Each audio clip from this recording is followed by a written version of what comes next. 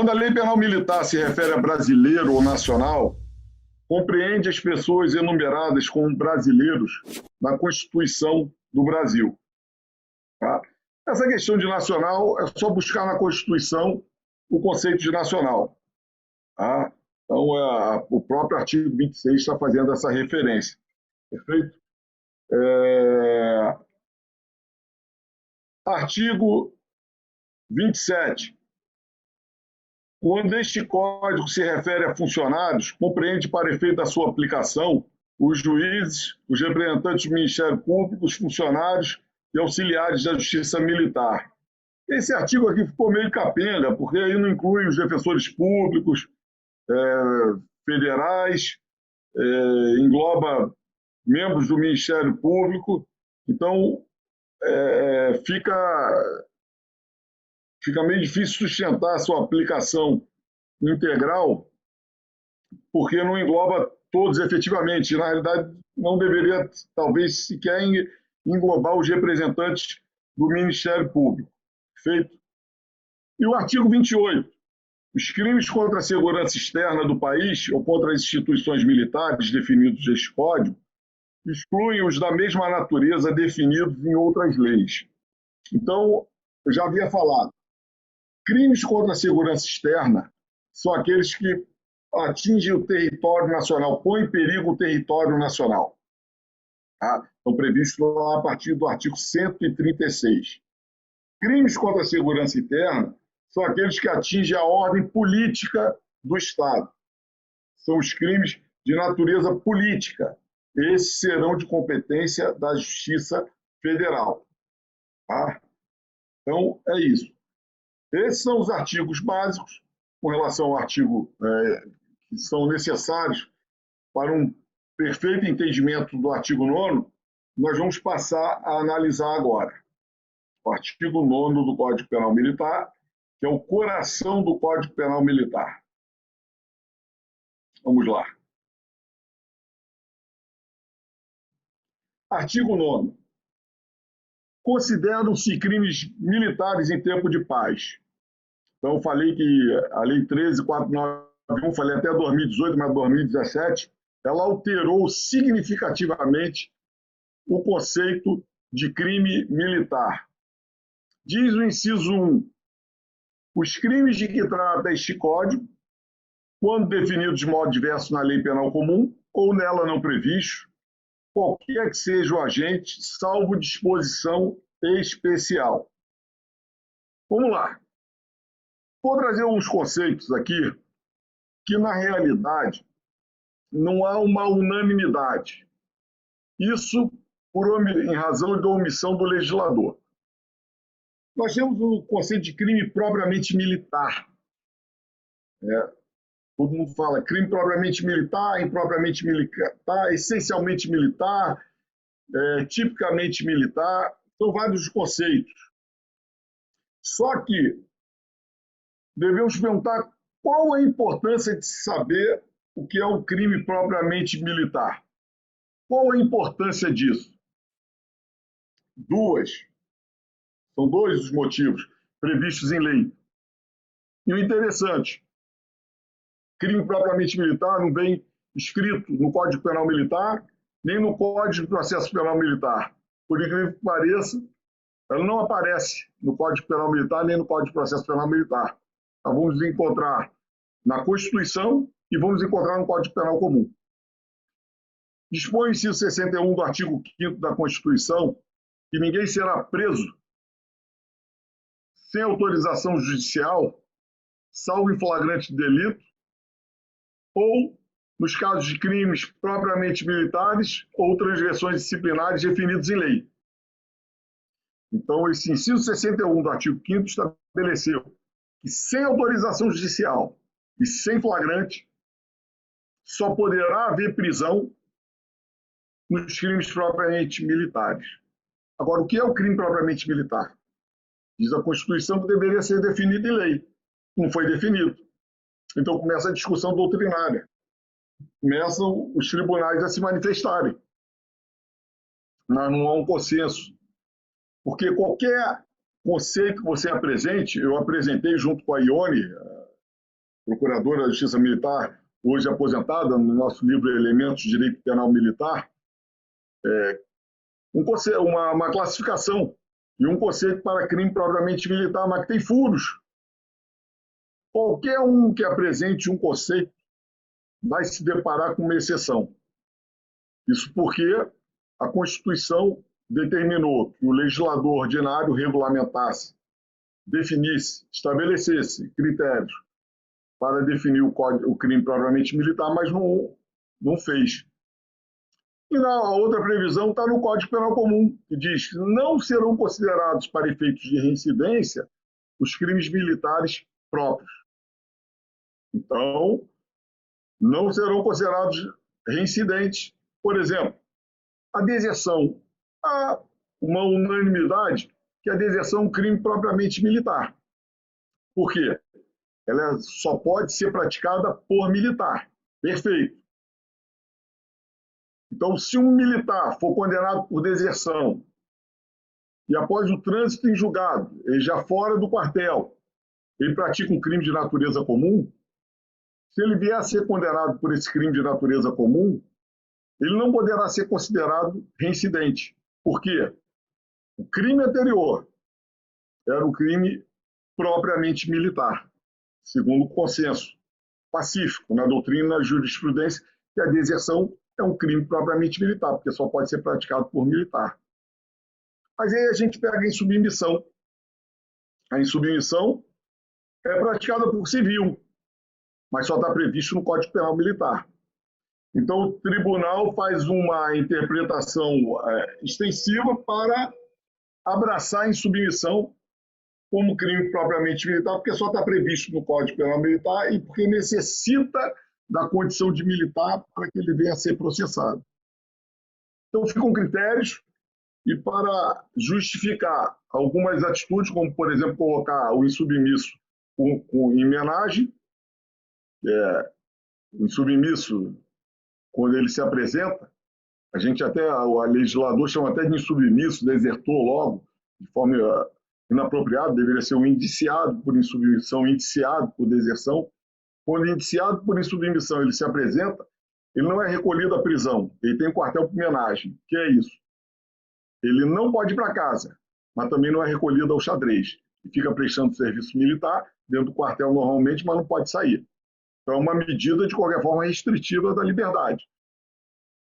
Mas aí o tribunal admite que a autoridade militar coloque o militar, o civil, indiciado por insubmissão em homenagem, justificando que seria um crime propriamente militar. Tá? Mas qual é o nosso conceito?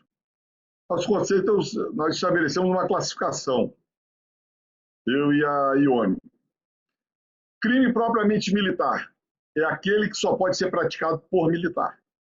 É a deserção, o abandono de posto, é o desrespeito a superior. Crime tipicamente militar é aquele que só está previsto no Código Penal Militar. A deserção, além de propriamente militar, ela é tipicamente militar também. A insubmissão é praticada por civil, mas então não seria na nossa classificação um crime propriamente militar, mas seria tipicamente militar, que só está previsto no Código Penal Militar. E temos os crimes impropriamente militares, que são aqueles que têm a mesma definição no Código Penal Militar e no Código Penal Comum. Por exemplo, o furto, artigo 150 do Código Penal Comum, subtrair para si ou para outro em coisa alheia móvel. Artigo 240 do Código Penal Militar, subtrair para si ou para outro em coisa alheia móvel.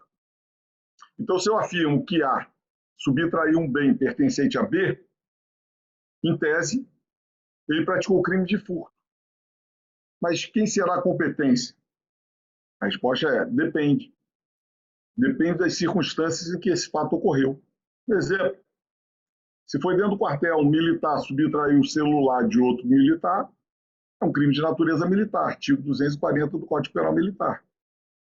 Mas se um militar subtrair um celular no Maracanã de um civil, esse crime, ele não estava em serviço, crime é de natureza comum, artigo 150 do Código Penal Militar. Então, são os crimes impropriamente militares, assim como o homicídio, o furto, a apropriação indébita, estelionato. Então, recapitulando, crime propriamente militar é aquele que só pode ser praticado por militar. Crime tipicamente militar é aquele que só está previsto no Código Penal Militar. E crime impropriamente militar é aquele que tem a mesma previsão, a mesma definição, mesma tipificação no Código Penal Militar e no Código Penal Comum. Um exemplo interessante de crime tipicamente militar, que pode ser praticado tanto por militar como por civil, é o do artigo 241 do Código Penal Militar, o furto de uso. O furto de uso, a subtração com a finalidade de uso instantâneo, devolução logo em seguida, você subtrai para o uso e devolve logo em seguida nas mesmas condições, é um fato atípico perante o Código Penal Comum. Mas o furto de uso é tipificado no Código Penal Militar, no artigo 241, e pode ser praticado tanto por militar da ativa quanto por civil. Perfeito? Então, a importância disso, basicamente, é para efeito de prisão, prisão sem flagrante, e aí tem que fazer uma... Vocês estudarem o artigo 18 do Código de Processo Penal Militar, vocês vão ver que o professor vai falar sobre a prisão pelo encarregado do inquérito, que tem que ser visto ou de forma restritiva, assim, no sentido de só aplicável aos crimes propriamente militares, ou considerar não recepcionado pela Constituição. Tá? E essa importância também dessa classificação para facilitar o estudo aqui do artigo 9º. O artigo 9º ele é dividido em 3 incisos, inciso 1, inciso 2 e inciso 3, e foram acrescentados, com a Lei 13.491 de 2017, foram acrescentados o parágrafo 1º e o parágrafo 2º com 3 incisos. Tá? Nesse primeiro momento, vamos esquecer os parágrafos 1º e 2º, para a gente fazer a distinção. Okay? Então, vamos fazer a distinção da seguinte forma. O inciso 1 diz lá, considera os crimes militares em tempo de paz os crimes de que trata este Código, quando definidos de modo diverso na Lei Penal Comum. Então, tem certos crimes que estão previstos no Código Penal Militar e no Código Penal Comum, mas eles são definidos de modo diverso. São quase crimes impropriamente militares, nós poderíamos falar. Por exemplo, o incêndio. O incêndio no Código Penal Militar, no Código Penal Comum, diz causar incêndio, expondo a perigo a vida e a integridade física de outrem. Artigo 250, salvo engano, do Código Penal Militar, do Código Penal Comum. Artigo 268 do Código Penal Militar, incêndio, causar incêndio em lugar sujeito à administração militar, expondo a perigo a vida, a integridade física de outro. Ou seja, qualquer que seja o agente que venha causar um incêndio, expondo a perigo a vida, a integridade física de outro, ele pode responder pelo crime de incêndio. Será de natureza militar ou natureza comum, dependendo do local em que for praticado. Se for em lugar sujeito à administração militar, o crime será de natureza militar. Caso contrário, será de natureza comum. Então, se o militar da ativa provoca um incêndio em lugar não sujeito à administração militar, expondo a perigo à vida de outrem, esse crime será de natureza comum. Mas se um civil ingressar no quartel e causar um incêndio expondo a perigo à vida de outro, será um crime de natureza militar. Então é definido de modo diverso, porque existem elementares a mais, ou no Código Penal Militar ou a menos. Seguindo aí no artigo 9º, no inciso 1. Os crimes de que trata este Código, quando definidos de modo diverso na Lei Penal Comum ou nela não previsto. Nela o quê? Na Lei Penal Comum. Então, está dizendo, considera os crimes militares quando o fato não estiver definido no Código Penal comum. É o furto de uso. Crime tipicamente militar. É um crime que não está definido na lei penal comum e pode ser praticado por qualquer agente. Crime tipicamente militar. E na parte final, ou nela não previsto, qualquer que seja o agente, salvo disposição especial. Qualquer que seja o agente, salvo disposição especial. Por que isso? Veja bem, o crime de deserção é um crime propriamente militar, mas é tipicamente militar também. Ok? Então, só o militar pode praticar, o civil não. Por isso, diz a lei, consideram os crimes militares aqueles que só estão previstos no Código Penal Militar, qualquer que seja o agente, ok? Salvo disposição especial. Que disposição especial? É que a expressão foi bem correta, bem utilizada. Salvo disposição especial é quando existe uma elementar excluindo, por exemplo, o civil, diz o militar que se ausentar por mais de 8 dias, então é um crime tipicamente militar, mas é propriamente militar, então o civil não vai poder praticar esse crime. Há o entendimento que o civil poderia praticar sob a forma de participação um crime propriamente militar. Deixar aí em aberto isso. Perfeito? Então, no inciso 1, nós vamos encontrar os crimes propriamente militares, os crimes tipicamente militares e os crimes militares definidos de modo diverso na lei penal comum. Os crimes definidos de modo diverso da lei penal comum. Então, no inciso 1, nós não temos os crimes impropriamente militares. Nós só temos os crimes propriamente militares, tipicamente militares e definidos de modo diverso na lei penal comum. Já nos incisos 2 e 3, vejam lá, diz o inciso 2, considerados crimes militares em tempo de paz, os crimes previstos neste Código e os previstos na legislação penal. Olha aí, ó, essa é a grande modificação. Os crimes previstos neste Código e os previstos na legislação penal. Quando praticados, aí vem as circunstâncias. Então, os crimes previstos neste Código e os previstos na lei penal, quando praticados. E o 3, os crimes praticados por militar da reserva ou reformado ou por civil contra as instituições militares, considerando-se como tais não só os compreendidos no inciso 1, como os do inciso 2 nos seguintes casos. Ou seja, nos incisos 2 e 3, nós temos os crimes impropriamente militares, que têm a mesma definição no Código Penal Militar e no Código Penal Comum, e abrangendo agora os crimes que só estão previstos no Código Penal Comum, ou em leis especiais extravagantes. Então, antes dessa modificação da Lei 13.491 de 2017, se um comandante, por exemplo, de uma unidade militar, dentro do quartel, durante o serviço, e praticasse um crime de abuso de autoridade, prendesse de forma ilegal um subordinado, ele respondia por crime de abuso de autoridade perante a Justiça Federal. Hoje, nessas mesmas condições, nessas mesmas circunstâncias, ele vai responder perante a Justiça Militar, aplicando-se a nova lei de abuso de autoridade na Justiça Militar.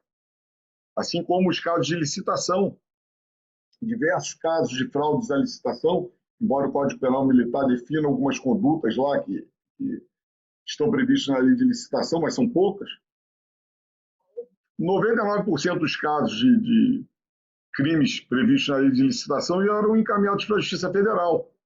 Após a entrada em vigor da Lei 13.491, a Justiça Federal declinou novamente da competência e caminhando para a Justiça Militar. Então, hoje nós julgamos qualquer crime, desde que estejam configuradas essas circunstâncias dos incisos 2 e 3. Então, quando eu falo, foi praticado um crime de roubo, o roubo é um crime impropriamente militar, eu vou esquecer o inciso 1. Eu vou buscar as circunstâncias dos incisos 2 e 3. Mas, professor, são várias as hipóteses ainda. Como é que eu faço para facilitar? Simples. Olhem quem é o sujeito ativo. No inciso 2, o sujeito ativo é sempre o militar da ativa, ou o militar da reserva ou reformado empregado na administração militar. No inciso 3, o sujeito ativo é sempre militar da reserva, ou reformado, ou civil. Ok? Então, incisos 2 e 3, nós temos os crimes impropriamente militares e os crimes só estão previstos no Código Penal Comum e legislações especiais ou extravagantes. Sendo que, no inciso 2, o sujeito ativo é sempre militar da ativa ou militar da reserva ou reformado empregado na administração militar. O artigo 12, aplicação do artigo 12, nós estudamos. No inciso 3, o sujeito ativo é militar da reserva, militar reformado ou civil. Então, vamos lá. Foi praticado crime de furto. Furto é impropriamente militar? É impropriamente militar. Então, eu excluo o inciso 1. Eu vou buscar no inciso 2 e no inciso 3. Mas quem foi o autor do furto? Foi o civil. Então, eu esqueço o inciso 2. Eu vou buscar as condições, as circunstâncias do inciso 3º apenas. Deveria haver uma correspondência entre o inciso 2º e o inciso 3º. Mas o legislador não foi muito técnico, nós vamos ver. Então, foi praticado um crime de estelionato. É um crime impropriamente militar. Por processo de eliminação, eu excluo já o inciso 1. Sobra o inciso 2 e o inciso 3. Quem foi o autor? Militar ativo. Então, eu excluo o inciso 3. Eu vou buscar as circunstâncias do inciso 2, para verificar se foi praticado efetivamente o crime de natureza militar. Foi praticado um crime previsto na lei de licitações. Agora nós julgamos. Então, vou buscar nos incisos 2 e 3. Primeira pergunta, quem é o autor? O militar da ativa. Então, eu fico só com o inciso 2. Então, esse é o raciocínio, gente. Nesse primeiro momento, então, vamos recapitular. Crimes propriamente militares, tipicamente e impropriamente. Propriamente militares, tipicamente militares e aqueles definidos de modo diverso na Lei Penal Comum estão no inciso 1. Os crimes impropriamente militares estão previstos nos incisos 2 e 3, assim como aqueles crimes que estão previstos no Código Penal Comum na legislação, as legislações especiais ou extravagantes. Okay? Se o crime estiver definido da mesma forma no Código Penal Comum e no Código Penal Militar, nós aplicamos o do Código Penal Militar, tá? Nós vamos encontrar, às vezes, uma qualificadora, como no caso lá do homicídio, ou uma forma de conduta, do caso de tráfico internacional, que não está previsto no o tráfico internacional, exportar, importar, não está previsto no artigo 290 do Código Penal Militar. Então, nós vamos buscar na lei de entorpecente. Vamos falar sobre a lei de entorpecente, que o tribunal já entendeu como se aplica. Se aplica o artigo 290, igual o usuário e o traficante para efeito de aplicação de pena, de 1 a 5 anos, um absurdo. Pode ser gravosa para o usuário, mas é extremamente benevolente com o traficante, porque a pena é de 1 a 5 anos. Então, nesse caso do militar, o sargento da aeronáutica, que em tese praticou o crime de tráfico internacional de entorpecentes, sendo de natureza militar, porque estava em aeronave militar em serviço, o crime, a forma de importar ou exportar, no caso exportar, não está previsto no artigo 290. Então, nós podemos aplicar a 11.343. Então, ele vai responder perante a 11.343, pelo menos a denúncia foi nesse sentido, vamos ver se o tribunal vai acatar depois, o próprio Supremo. Vamos aplicar 11.343, porque a forma de exportar, a conduta de exportar não está definido no artigo 290. Agora, ter em depósito está previsto no 290, então nós não podemos aplicar a Lei 11.343. Ok? Então, nós só vamos aplicar lá fora se não tiver previsto no Código Penal Militar. Mas foi uma ampliação significativa e e que fez justiça, efetivamente a atuação da justiça militar, vamos dizer assim, porque julgava crimes que eram definidos no artigo 9º, mas não julgava os crimes que eram definidos no artigo 9º e que não estavam previstos no Código Penal Militar, que não sofria qualquer modificação. Vários tipos penais foram criados, somente ligados aí à questão de informática e tudo. O mundo evoluiu, todo mundo evoluiu, e nós ficamos ali parados. Mas agora deu uma abrangência maior. E aí tem outras discussões com relação à aplicação. Por exemplo, alguns crimes lá fora têm pena de multa prevista. Nós não temos. Vamos aplicar? O Roth, Ronaldo Roth, juiz da Justiça Militar Estadual lá em São Paulo, doutrinador, professor, ele diz o seguinte: não se aplica nada lá de fora nesse caso, o que não está previsto. Ele pode ser julgado, por exemplo, um crime previsto na lei de licitações, mas não pode ser aplicada a pena de multa porque não está prevista a pena de multa no nosso código. Eu entendo de forma diferente. A partir do momento que você traz o principal, você traz o acessório também, e traz a resposta penal que o legislador entendeu que era necessária como resposta àquela conduta praticada. Então, nós temos que nos adaptar para aplicar a pena de multa também, que é a pena prevista lá fora. Então, traz tudo. Traz o tipo, a definição e as penas previstas, que têm que ser aplicadas. Okay? O que não se aplica ainda é a Lei 9.099, porque existe lá o dispositivo 99A da Lei 9.099 dizendo que não se aplica à justiça militar. Mas entendo o seguinte: nós julgamos civis também. Então, eu entendo que para os civis pode ser aplicada a Lei 9.099, especialmente a suspensão condicional do processo. Por quê? Por que existe a justiça militar? Porque as Forças Armadas ficam com base em hierarquia e disciplina. São os fundamentos das Forças Armadas. Para os civis, o fundamento é a liberdade. Então, nós não podemos tratar de forma igual os desiguais. Se alguém dorme em sala de aula, se alguém está dormindo agora assistindo esse vídeo, não pratica crime. Mas se o militar dormir em serviço, ele pratica crime. Se exige mais do militar. O militar que dorme em serviço, ele expõe a tropa. Se ele está de serviço lá na guarita, se ele dorme, põe em risco a tropa. Alguém pode ingressar no quartel por aquele local, pode ser subtraído o armamento que ele está portando, e ele está dormindo naquele momento. A ausência por mais de 8 dias é punido também como crime. Mas o civil não está submetido aos princípios de hierarquia e disciplina. Então, por que não aplicar a Lei 9.099? Exemplo: as Forças Armadas tinham atuado muito na garantia da lei e da ordem. Então, vamos dizer que as Forças Armadas, junto com a Polícia Militar, eles ingressam numa comunidade, uma GLO dessas, numa comunidade, e um civil desacata um militar das Forças Armadas e um policial militar. O desacato em relação ao policial militar atinge a instituição militar, a Polícia Militar. Então, quem deveria julgá-lo seria a Justiça Militar Estadual, que atingiu a Polícia Militar. Então, o civil vai responder perante a Justiça Militar Estadual, deveria. Só que a Justiça Militar Estadual julga somente crimes militares que atingem, de alguma forma, os bens da Polícia Militar ou dos bombeiros, mas não julga quem não seja policial militar ou bombeiro militar. Então, ele vai para a Justiça Comum e vai responder por desacato perante a Justiça Comum, só que lá ele vai ser beneficiado com a Lei 9.099. Agora, esse desacato praticado contra o militar das Forças Armadas, ele vai ser julgado perante a Justiça Militar da União.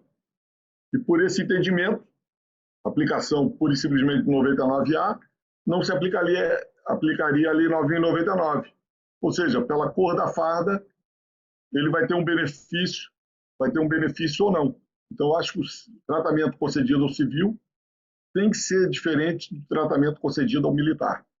Tanto que hoje o juiz federal da Justiça Militar julga monocraticamente os civis.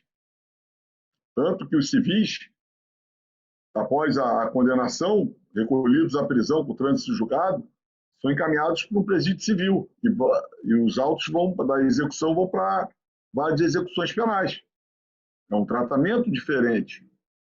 Então, nós não podemos tratar de forma desigual os iguais.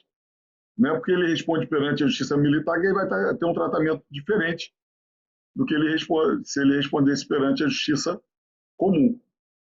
Ok? Próximo bloco, nós vamos estudar as circunstâncias previstas nos incisos 2 e 3 do artigo 9º.